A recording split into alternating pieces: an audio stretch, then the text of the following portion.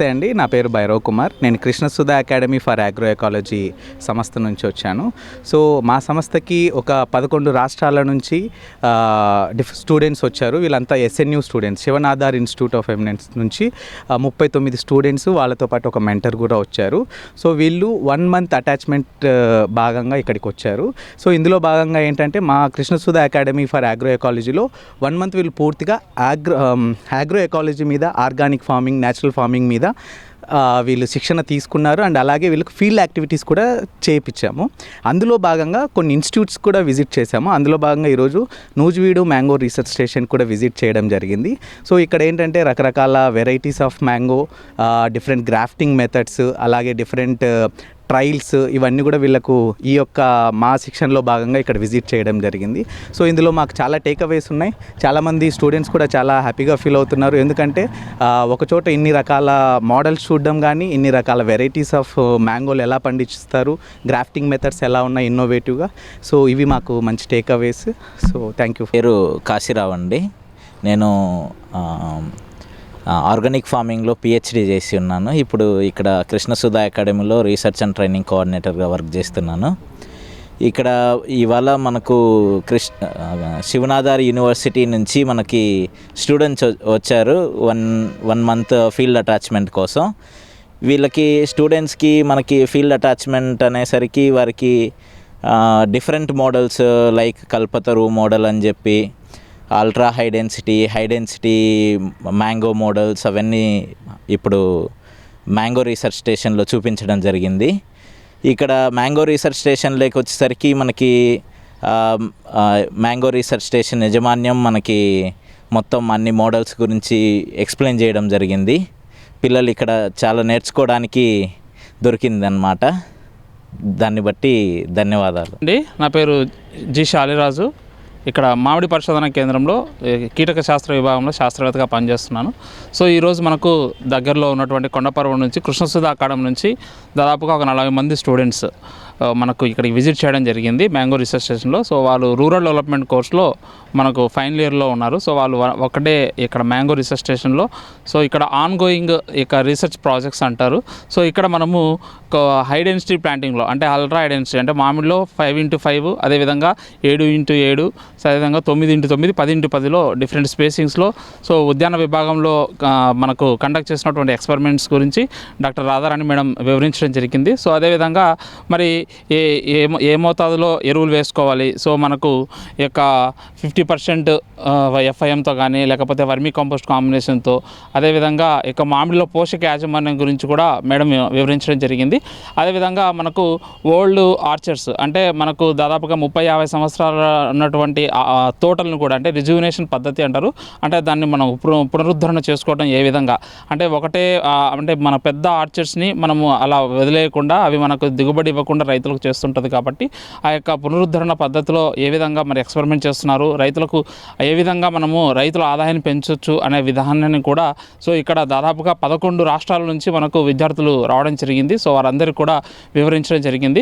అదేవిధంగా మనకు ఇక ఎంటమాలజీ విభాగం అంటారు, కీటక విభాగంలో మరి ఇక్కడ మన నూజివీడు, అదేవిధంగా మనకు ఆంధ్రప్రదేశ్ రాష్ట్రంలో మామిడిని ముఖ్యంగా ఏ రకాల పురుగులు ఆశిస్తున్నాయి, మరి వాటికి ఎటువంటి మనకు పరిశోధనలు జరుగుతున్నాయి, అందులో మరి ఏ పరిశోధనలు, మరి ఇక కెమికల్స్ ఏదైతే రసాయనాలు ఎటువంటి పిచికారి చేసుకోవాలి, అదేవిధంగా సేంద్రియ పద్ధతిలో, అదేవిధంగా మనకు యొక్క బయోపెస్టిసైడ్స్ కానీ బయో కంట్రోల్ ఏజెంట్స్, ఇక మామిడిని ఆశించే పురుగులు, కీటకాలు, వాటిని ఏ విధంగా కంట్రోల్ చేసుకోవాలి అన్నవి కూడా వివరించడం జరిగింది.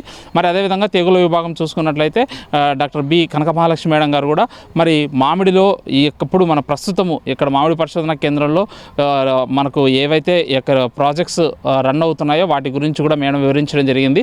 అదేవిధంగా సేంద్రియ పద్ధతిలో మరి అదేవిధంగా రసాయనిక పద్ధతిలో మామిడిని ఏ విధంగా పెంచుకోవాలి అన్నది కూడా వారి సందేహాలను అన్నింటిని కూడా నివృత్తి చేయడం జరిగింది.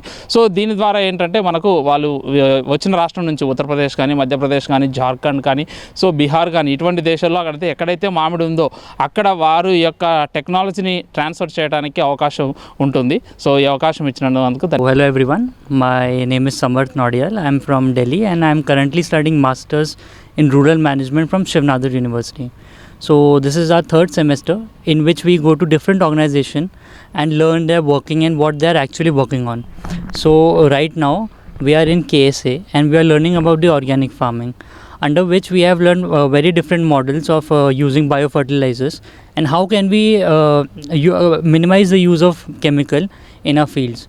And right now we have come to a mango orchid, and in which we have learned different type of model in which how much spacing should be there between the mangoes, and how can we using the biofertilizers we can control the pest. So one of the I have learned very important lesson while the ma'am was telling us about the how to plant mango orchard in this area. She told us that it takes time to farmer to convert into organic, as you cannot directly control the pest immediately with the use of biofertilizers. जैसा कि समर्थ ने बताया कि हम लोग Shivnath university से आए हैं, मैं ये दिल्ली से और मैं उत्तर प्रदेश के अयोध्या ज़िले से हूँ। जैसा कि हमारे यहाँ जाना जाता है उत्तर प्रदेश मैंगो के लिए प्रसिद्ध है, तो मैं उसके बारे में बताना चाहूँगी। जो हम लोग इस टाइम मास्टर्स कर रहे हैं शिवनाथ यूनिवर्सिटी में, उसमें डिफरेंट टाइप ऑफ ऑर्गेनाइजेशन में हम जाके विज़िट कर रहे हैं और उनके काम सीख रहे हैं। तो हम कैसे में ऑर्गेनिक फार्मिंग कैसे की जा रही है और उसका सोसाइटी पे क्या इम्पैक्ट हो रहा है उसके बारे में सीख रहे हैं। आज हम मैंगो रिसर्च स्टेशन आए हैं और यहाँ पे जैसा कि मैम लोगों ने बताया और सारे टीचर्स ने हमको बताया, और जैसा कि यूपी में इस समय करंटली प्रॉब्लम चल रही है कि जो हमारे ओल्डेस्ट ट्री हैं वो हम लोग समझ भी ना पा रहे हैं कि किस वजह से वो मतलब कि सूखते जा रहे हैं। तो हमने आज इसमें नए वैरायटी पे रिसर्च मैम लोगों की देखी और पढ़ा, जिसको देख के मुझे काफ़ी अच्छे से समझ आया कि अगर हम ओल्डेस्ट ट्री को इनोवेट कैसे कर सकते हैं और इनोवेट करके उसमें क्या डिफरेंट टाइप मॉडल्स यूज़ करके हम अपने नेचर को सिक्योर और सुरक्षित करते हैं।